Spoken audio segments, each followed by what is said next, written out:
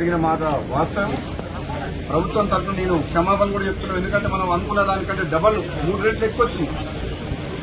రైతులకు ఇబ్బంది అయింది. కల్లాలల్లా 15 రోజుల నుంచి రైతులు ఇబ్బంది పడుతున్నారు.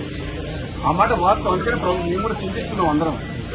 డెఫినెట్ గా రైతుల కోసం ఈ ప్రభుత్వం ఎప్పుడు కూడా రాత్రింబలు కష్టపడి రైతులకు అన్ని రకాలుగా సపోర్ట్ గా ఉండాలన్న ఉద్దేశంతో పనిచేస్తుంది. కాబట్టి రాబోయే 10 రోజుల్లో కంప్లీట్ గా ధాన్యం సేకరణ కంప్లీట్ చేస్తామని చెప్పి నేను కూడా మాటిస్తున్నా.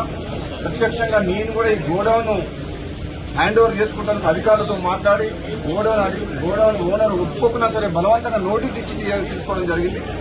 ఇంకొక 1,00,000 టన్నులకు తిరుమలగిరి సూర్యాపేట మండలం అక్కడ ఒకటి ఉన్నది, అది కూడా తీసుకోమని చెప్పిన ఇప్పుడు అడిషనల్ కలెక్టర్ గారితో మాట్లాడినా.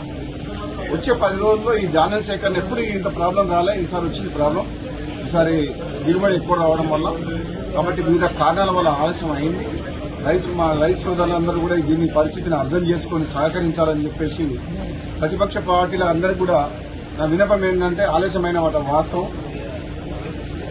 మీరు కూడా ప్రజల పక్షాన చాలా సందర్భాల్లో మీడియా ద్వారా కానీ రైతుల పక్షాన మీరందరూ కూడా మీ పాత్ర పోషించిండ్రు.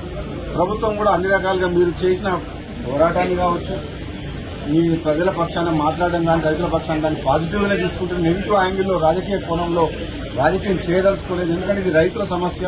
రైతులను కాపాడుకొని వాళ్లకు అండగా ఉండాల్సిన ప్రభుత్వం, ప్రతిపక్షాలు అన్ని పక్షాలు అన్ని పార్టీల వారు సహకరిస్తే నెక్స్ట్ 10 days లో కంప్లీట్ చేస్తామని చెప్పి నేను మీడియా ద్వారా రైతులకు ప్రజలందరికీ కూడా తెలియజేస్తున్నాను. Thank you.